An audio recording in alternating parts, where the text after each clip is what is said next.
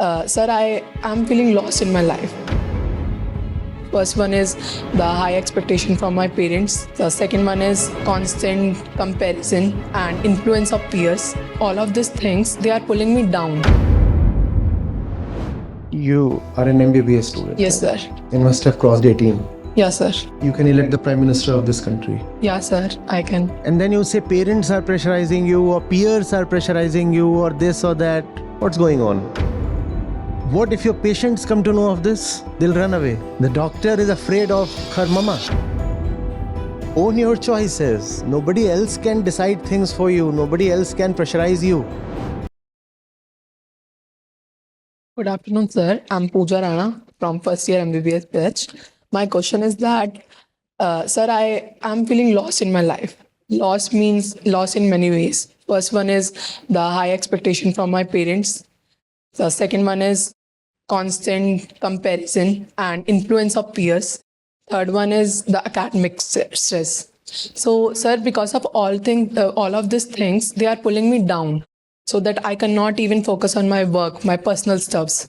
So, what is the first step I can take to get out of all these things? You are an MBBS student. Yes, right? sir. You must have crossed 18. Yes, sir. You can elect the Prime Minister of this country. Yeah, sir. I can. You are your own person. You are your own woman. What are you thinking of? Your life is your own, right? Own your choices. Own your choices. Nobody else can decide things for you. Nobody else can pressurize you. Even the law allows you to participate in the very destiny of this nation. And then you say parents are pressurizing you, or peers are pressurizing you, or this or that. What's going on? What if your patients come to know of this? They'll run away. Huh? The doctor is afraid of her mama. And the patient, the poor one, think of him or her.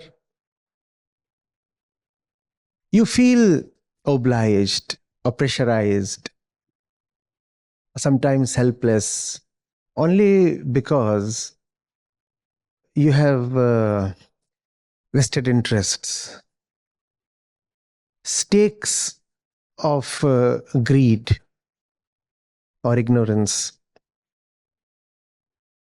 Otherwise, you're a free bird. Free not in the sense of not caring for others, free in the sense of being free to love. And where there is obligation and pressure, there can be no love. So when in intimate relationships you say that you experience distractions and the burden of expectations, that simply means that there is very little possibility of love, really. You're here, you're studying, you're preparing yourself for a responsible role. Where exactly is the block? Which block, sir? That which creates an obstacle in your natural flow. Expectations from family member.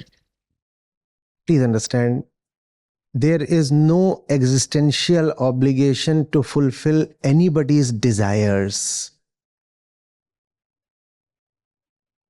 Extend it, you don't have any obligation to fulfill even your own desires, let alone somebody else's. You're not born so that you can fulfill others' desires. What you call as expectations is simply desires that others have. Now, desire is blind. Anybody can have any desire. How does that oblige you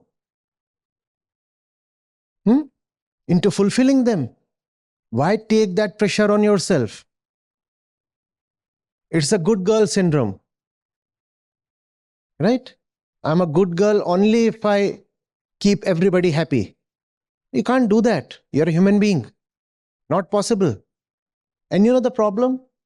even if you do fulfill their desires, they would still not be satisfied, because that's the very nature of desire. It is insatiable. Those who want satisfaction by coercing others or pressurizing others into fulfilling their desires or expectations will find they anyway remain dissatisfied, even if the other totally invests her life in making them happy. They would still not be happy. Impossible. Impossible.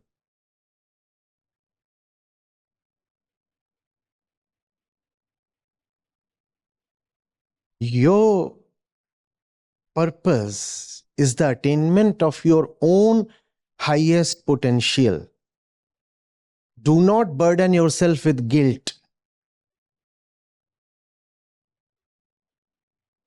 In India, that is just too common, and especially among women. I must be the standard daughter. I must be the ideal wife. As a mother, I must be the role model. And I must also be a successful professional. And if I can't do that, then I feel guilty. And emotionally, then I tend to crack under that guilt. Applies equally to men also. You have no responsibility to meet anybody's expectations. None at all. You're not a kid anymore. You have your own consciousness. Determine what life is, who you are, and therefore what you must do. That's where your actions must come from. Your own discretion, your own understanding. And mind you, a lot of this that you do in the name of love is the antithesis of love. If you feel burdened by somebody's expectations, can there be love? I'm asking. In fact, inwardly, you will hate that person. Externally, you might still carry their expectations, but inwardly, there would be hate. And sometimes that hatred then explodes as violence. Marital discord, physical abuse, even honor killing.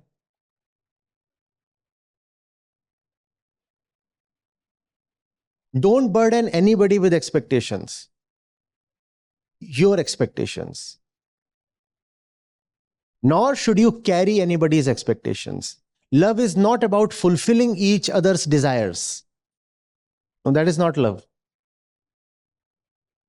You live as per my desire and I'll act as per yours. No, that's not love. Love is freedom. If you really are a well-wisher, you'll want the other to fly free, not clip their wings. Not say, oh, I have a great golden cage for you. Please be seated.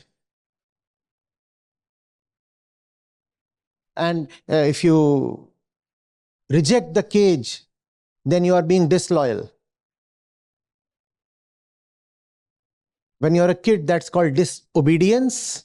When you are an adult, then disobedience won't sit well, so you are called disloyal or infidel. In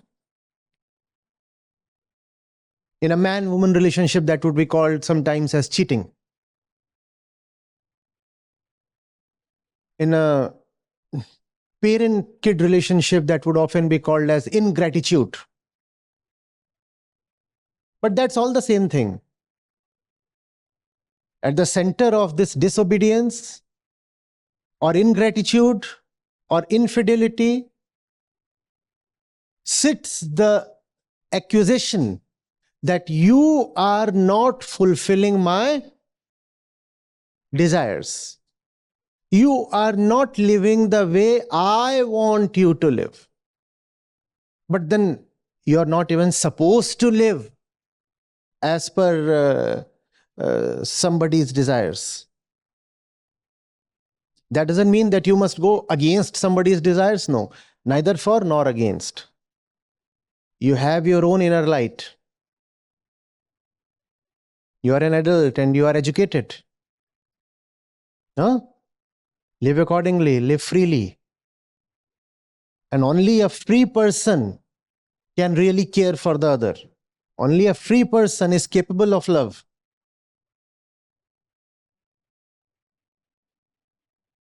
Yeah.